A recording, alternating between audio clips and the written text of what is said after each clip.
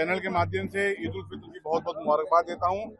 ये अल्लाह ताला का रहम करम है, हम पे एहसान है कि हमें ये नेमत अता फरमाई कि हमने रोजे रखे एक महीने के, उसके बाद में ईद उल फित्र का पर्व मना रहे हैं। लेकिन इसके साथ साथ हमारा ये भी खुशनसीबी है कि हम हिंदुस्तान जैसे गंगा जमनी तहजीब वाले मुल्क में रह रहे हैं। हम यहाँ पैदा हुए, हम इस मुल्क के नागरिक हैं। हिंदुस्तान की गंगा जमनी तहजीब आपको ये देखने को मिलेगी। एक कल चेटी चंद का पर्व मनाया गया, नवरात्रों का पर्व मनाया जा रहा है और आज ईद उल फित्र का। मुझे पूरे यकीन है हिंदुस्तान में तमाम जगह यही नजारा आपको देखने को मिलेगा कि तमाम मजहब के लोग एक दूसरे को मुबारकबाद दे रहे हैं। कोई नवरात्रि की दे रहा है, कोई चेटी चंद की दे रहा है, कोई ईद उल फित्र की दे रहा है। मैं तीनों ईद पर्व की पूरे देशवासियों को मुबारकबाद देता हूँ। हमारे मुल्क की गंगा जमनी तहजीब यही है कि मिलजुल कर रहें, हमारा मुल्क तरक्की के रास्ते पर गामदन हो और यही हमारे मुल्क की ताकत है। सौगात मोदी पर क्या कहना चाहिए?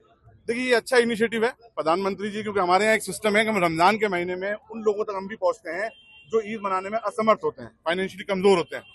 और हम समझते हैं कि हम और उनके घर में कुछ पहुंचाएंगे तो हम उनके त्योहार में बराबर के शरीक हुए। और मोदी जी ने वही as a prime minister of India देश का नेतृत्व करते हुए वही रोल अदा किया है कि सौगात मोदी लोगों के घर घर पहुंचाई 22 लाख मुसलमानों तक। तो मुझे पूरा यकीन है उनकी दुआएं भी मिली होंगी और उनके त्योहार में मोदी जी बराबर के शरीक हुए हैं। वक्फ बोर्ड का लगातार विरोध किया जा रहा है। देखिए, विरोध करना सहमति है, सहमति जो है वक्फ का जहां तक मैटर है। आज हालांकि ये दिन नहीं है, ईद उल फित्र का दिन है। आपने पूछा सवाल, विरोध और समर्थन ये डेमोक्रेसी का एक पार्ट है।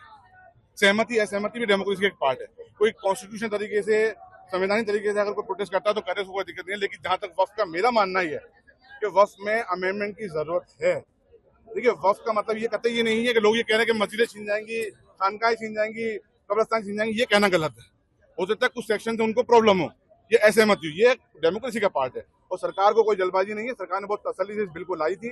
सरकार ने बाकायदा जेपीसी में ये बिल दिया, जेपीसी ने बहुत पेशेंटली सबको सुना है और उसके बाद में अब ये बिल पेश करने जाएंगे। मुझे पूरा यकीन है कि ये बिल आने के बाद में वक्फ के मैटर में ट्रांसपेरेंसी आएगी और उसकी प्रॉपर्टी को प्रोटेक्ट होंगी।